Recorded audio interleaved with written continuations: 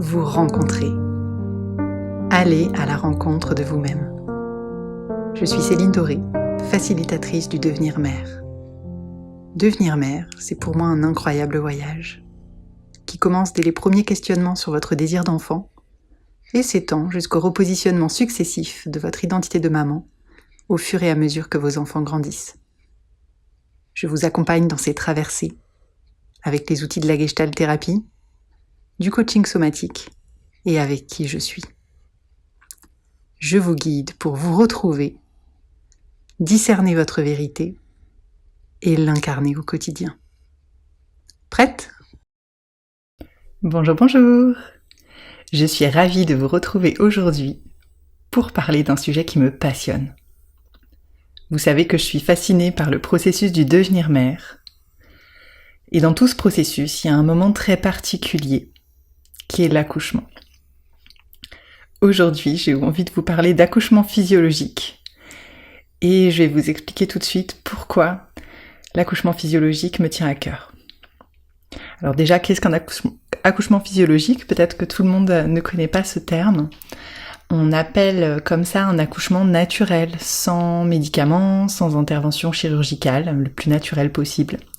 Donc on l'associe souvent à un accouchement sans péridurale, c'est souvent le médicament, l'intervention, le produit qui retient le plus l'attention. Et donc un accouchement physiologique, c'est un accouchement sans péridurale, mais aussi sans césarienne, sans forceps, etc., etc. Alors comment j'en suis arrivée à m'intéresser à l'accouchement physiologique ? C'est assez rigolo parce que moi j'avais vraiment la hantise d'accoucher. Quand j'étais toute jeune, je me souviens encore au collège, on discutait avec les copines, alors vous, est-ce que vous voulez des enfants ? Combien vous voulez d'enfants ? Je savais pas si je voulais des enfants ou pas, mais une chose était sûre, c'est que j'avais très peur d'accoucher. Et que déjà à l'époque, je disais que si j'avais des enfants un jour, j'adorerais avoir des jumeaux, parce que comme ça, j'accoucherais une seule fois et j'aurais 2 bébés d'un coup. Donc ça m'amuse de repenser à ça. Et c'est vraiment resté très longtemps, jusqu'au moment où j'ai été en âge de désirer un enfant et où j'ai eu un projet bébé avec mon conjoint. J'avais envie en fait d'avoir des jumeaux, j'avais toujours cette idée en tête, même si je me rendais bien compte que ça avait plein d'impact et que ça devait être très intense d'élever des jumeaux. J'avais quand même ce rêve en tête. Donc c'est pour vous dire à quel point je redoutais le concept même d'accouchement. Et il s'est trouvé que je suis tombée enceinte, pas de jumeaux, qu'il n'y avait qu'un seul bébé. Et à partir du moment où il n'y avait qu'un seul bébé, eh bien j'ai commencé à me projeter évidemment dans l'accueil de cet enfant.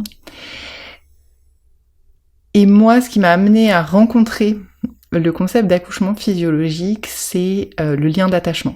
Je me suis beaucoup intéressée au lien d'attachement mère-enfant, qui est bien sûr lié à mon métier, mais aussi voilà, c'était un sujet qui personnellement était important pour moi de favoriser un beau lien d'attachement avec mon bébé.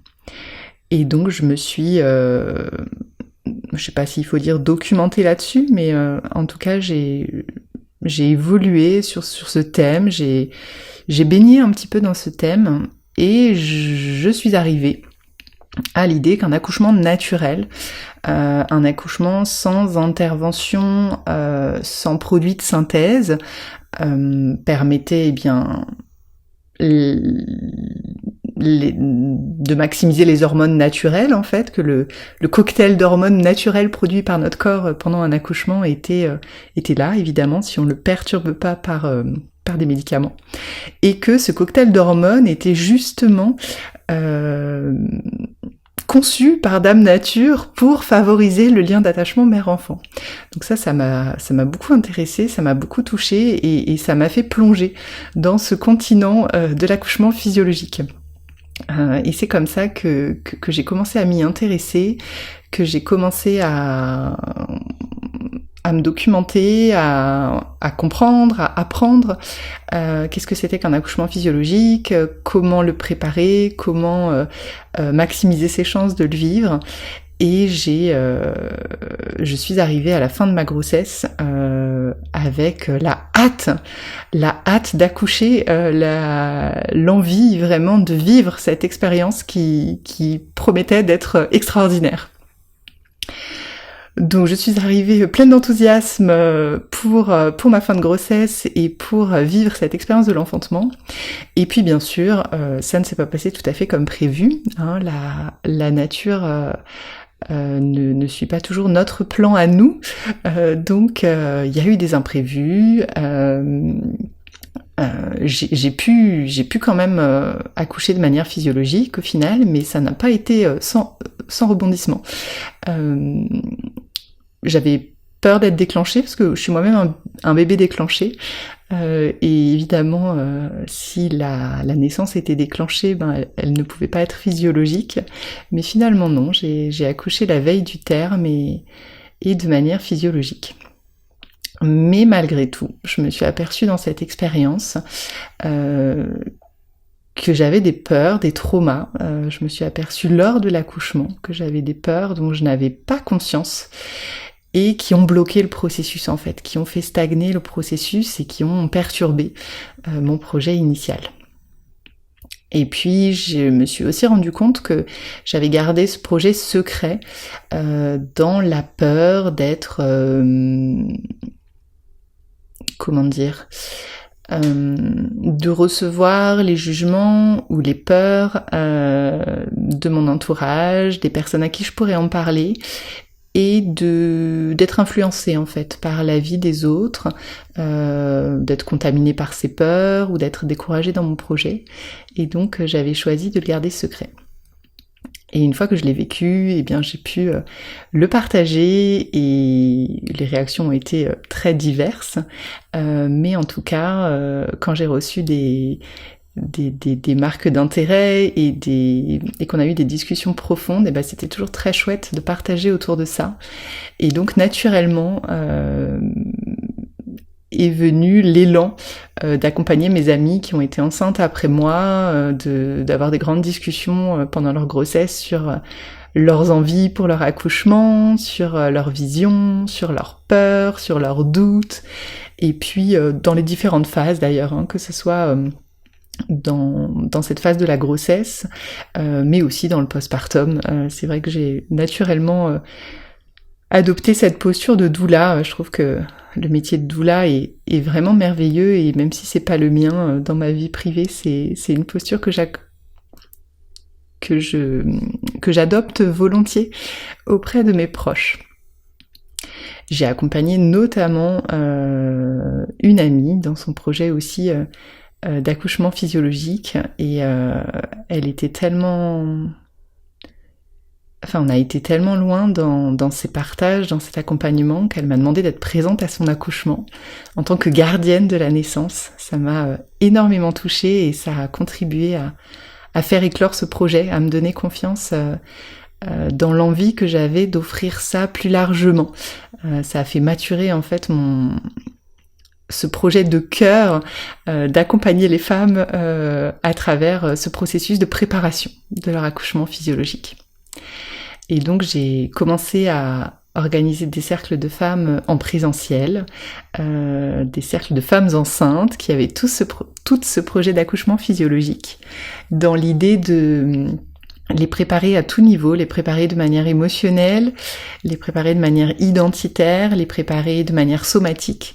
Alors quand je dis à tout niveau, pas sur l'aspect médical, hein, bien évidemment, je me positionne pas du tout en tant que professionnelle de santé, et l'accompagnement là que je suis en train de mettre au monde est vraiment un accompagnement complémentaire à l'accompagnement des professionnels de santé. Voilà, les femmes enceintes choisissent l'accompagnement médical qui leur convient, qui est le plus adapté à leurs souhaits.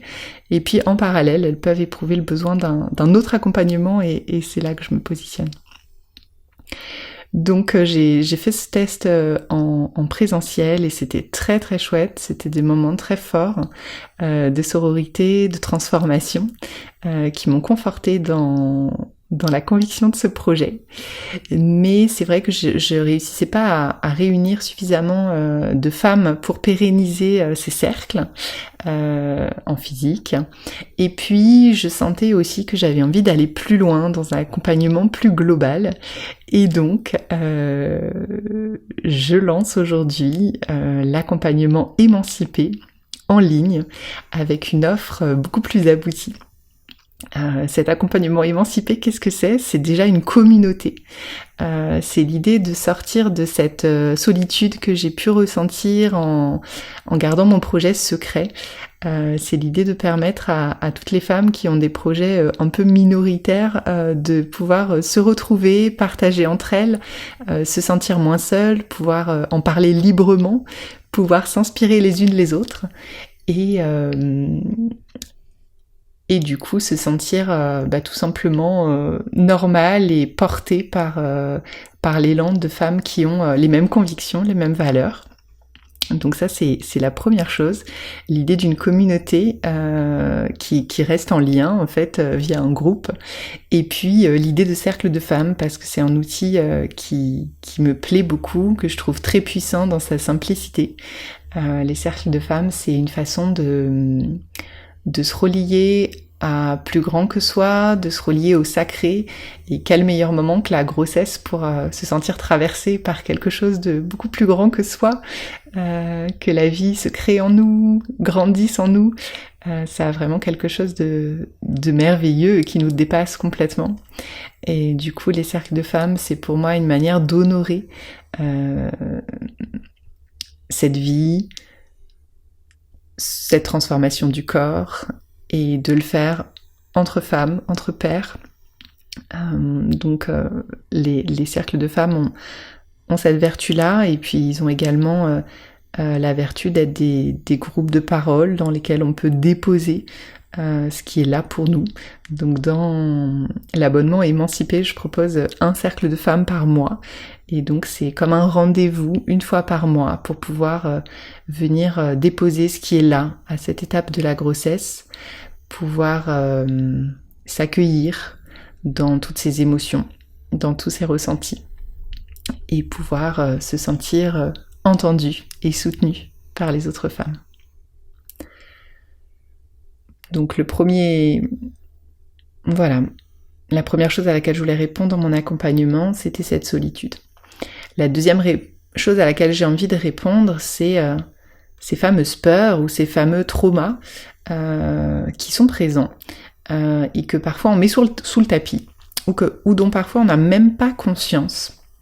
Et en fait, je me suis rendu compte avec mon expérience, et je me rends compte avec les femmes que j'accompagne, que ces peurs et ces traumas, si on s'en occupe pas, eh bien ils ressurgissent le jour de l'enfantement. Et c'est pour ça que dans mon accompagnement, c'est super important pour moi de proposer des manières de traiter ces peurs ou ces traumas. Alors qu'est-ce que ça peut être ? Ça peut être un précédent accouchement qui a été traumatique, qui a été mal vécu, et du coup la peur de revivre ces choses-là. Ça peut être la peur de la douleur, ça peut être la peur de ne pas assez aimer son enfant, ça peut être la peur de ne pas avoir assez de temps pour ses 2, 3, 4 enfants, ça peut être la peur de ne pas avoir assez de temps pour soi. Ça peut être vraiment très très varié, mais en fait, dès lors qu'il y a des peurs, qu'elles soient liées à l'accouchement ou au postpartum, ça va constituer des freins à ce processus physiologique, à cette alchimie en fait des hormones et du corps. Et donc c'est pour ça que ça me semble essentiel d'aller regarder en amont quelles sont les peurs, quels sont les traumas, et je vous propose dans Émanciper de pouvoir à la fois dans les cercles de femmes qu'on vit en collectif et chez vous, tranquillement, au moment où ce sera le plus opportun, aller voir ces peurs et aller les alchimiser. Allez vous en libérer et allez même en faire quelque chose de positif, allez les transformer en confiance.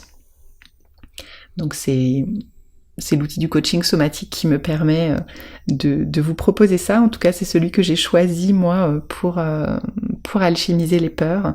Et donc nous faisons à chaque cercle de femmes une pratique somatique ensemble, en live et en collectif. Et puis il y a tout un tas de pratiques somatiques enregistrées en audio, disponibles à tout moment sur l'espace et que vous pouvez faire en fonction de vos besoins, en fonction de ce qui remonte. Et puis cette bibliothèque de pratiques, elle est enrichie au fur et à mesure afin de répondre au mieux à vos besoins et à tous les cas qui se présentent. Une autre chose à laquelle je voulais répondre avec cet accompagnement, c'était tous les questionnements qu'on peut avoir, tous les doutes qu'on peut avoir. Alors on peut douter de soi, avoir peur de ne pas aller au bout du projet, avoir peur de ne pas supporter la douleur, avoir peur de se sentir en échec si on ne va pas au bout.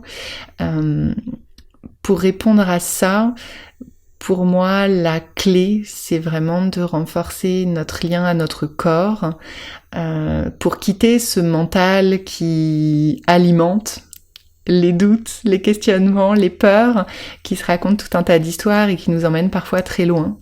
Et revenir à la sécurité de notre corps et à la confiance dans notre corps, dans nos possibilités.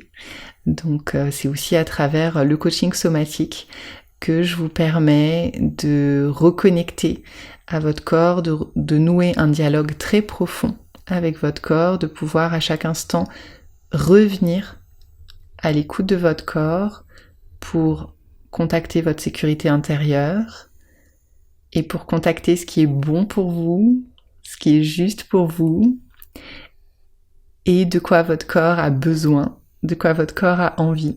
Ce qui est super utile pendant la grossesse, mais ce qui est aussi évidemment essentiel le jour J, si vous souhaitez accoucher naturellement, eh bien votre meilleur guide, c'est votre corps.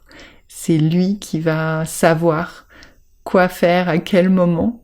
C'est lui qui va sentir comment est positionné votre bébé et comment se positionner en conséquence pour faciliter le travail. C'est vraiment votre meilleur allié. Vous avez peut-être aussi des questionnements sur votre partenaire. Est-ce qu'il ou elle va être au rendez-vous? Est-ce qu'il ou elle va être le pilier sur lequel vous aimeriez vous reposer le jour de l'enfantement? Est-ce qu'il ou elle va protéger votre bulle pour que vous puissiez vous sentir en sécurité et libre d'enfanter comme vous voulez? C'est assez fréquent comme peur parce que les mamans sont souvent plus avancées sur le chemin de préparation à l'accouchement puisqu'elles sont plutôt dans le concret de sentir un bébé bouger dans leur ventre, de sentir la présence de ce bébé et du coup de se projeter vers l'accouchement et vers le postpartum, alors que les papas ou les secondes mamans sont plus souvent avec un petit décalage, on va dire, parce que c'est moins concret pour eux. Donc je comprends que vous puissiez avoir des doutes et on va vraiment pouvoir aller regarder ces doutes, aller libérer ces peurs et aller de la même manière renforcer la confiance et la communication avec votre partenaire pour en faire un véritable allié sur lequel vous allez pouvoir vous reposer et avec lequel vous allez pouvoir vous sentir en sécurité. De la même manière, je sais que vous êtes nombreuses à vouloir accoucher physiologiquement et à avoir quelques réticences par rapport aux professionnels de santé, quelques peurs par rapport au protocole que vous pouvez voir comme imposé, comme superflu parfois. Ça c'est important aussi d'aller le voir parce que ça peut vraiment être un gros frein le jour J et c'est pas le but que vous vous ameniez des freins. Donc ça me semble important aussi d'aller visiter ces peurs-là, ces doutes-là et d'aller changer votre regard pour pouvoir être souveraine, être bien sûr très en conscience de ce dont vous avez envie, de ce qui est important pour vous et faire vos propres choix, mais ne pas forcément être dans la réaction, dans la résistance, mais plutôt être dans cette attitude constructive, d'être d'être souveraine de vos choix et donc de prendre en compte les informations que pourraient vous apporter les professionnels de santé, quelles qu'elles soient, les prendre en compte, demander plus d'informations si nécessaire, et puis ensuite les intégrer et faire vos choix en fonction de vos ressentis, mais sans... ce que je veux dire, c'est que le fait de diaboliser le monde médical ne vous rend pas forcément service et que de l'intégrer va être beaucoup plus porteur et va vous permettre, quelle que soit la façon dont se passera finalement votre accouchement, va vous permettre de vous sentir actrice à tout moment et de vous sentir à la barre, de vous sentir puissante dans le fait que c'est vous qui avez pris les décisions et que vous avez pris les décisions les meilleures pour vous et votre bébé, quelles qu'elles soient. Alors je sais que ça peut être activant ce que je viens de dire parce que quand on se projette dans un accouchement physiologique, on a souvent tendance à diaboliser les interventions médicales et à vouloir tout sauf ça. Je le comprends, bien entendu, je me relie vraiment à vous si vous ressentez ça. Et avec l'accompagnement émancipé, c'est vraiment l'idée de s'entraîner à traverser ce qui se présente. Donc que ce soit des contrariétés le jour J, des imprévus, des difficultés de santé qui vous dévient de votre projet, on va pouvoir s'entraîner en fait pendant la grossesse et pendant l'accompagnement émancipé à accueillir ces imprévus et à les vivre au mieux. C'est pour ça que dans l'accompagnement, il y a aussi un groupe sur lequel on peut partager. Vous pouvez envoyer des messages tous les jours, 24 heures sur 24, en fonction de ce que vous vivez, de ce que vous traversez. Et donc les autres mamans sont là, peuvent vous répondre, peuvent vous apporter du soutien. Et moi aussi, je suis là du lundi au vendredi pour vous aider à naviguer dans ces éventuelles émotions, ces éventuelles difficultés, situations qui seraient challengeantes pour vous ramener justement à votre souveraineté, à votre capacité de choix et pour pouvoir apprendre à se leader, à être leader de soi-même en fait, même dans les situations difficiles qu'on n'a pas souhaité pour pouvoir en fait bien les vivre et ne pas les subir. Donc c'est en ça que cet accompagnement du quotidien me semble important, c'est que tout ce qu'on vit le jour J, on peut pas le jour de l'enfantement se dire ah bah ça y est, hop, je suis une nouvelle personne et ce jour-là je vais me comporter comme ça. Pour moi, c'est un nouveau positionnement, une nouvelle posture qui demande de l'entraînement pour s'ancrer au préalable. Et quel meilleur moment que la grossesse où les émotions sont aussi décuplées, où on peut aussi avoir des situations difficiles. Si on apprend par exemple un risque lors d'une écho ou lors d'un examen, en fait c'est des super opportunités de s'entraîner à accueillir l'imprévu et à le vivre du mieux possible. Donc ce groupe de proximité il permet vraiment ça, il permet de pouvoir s'entraîner à cette nouvelle posture et du coup être beaucoup plus sereine le jour J parce qu'on a confiance qu'on saura accueillir et intégrer l'imprévu dans notre projet tout en restant aux commandes, tout en restant en capacité de faire des choix, en toute souveraineté et en pouvant être fier a posteriori de son accouchement, quel qu'il soit. Donc cet entraînement du quotidien, il va prendre plein de formes, il va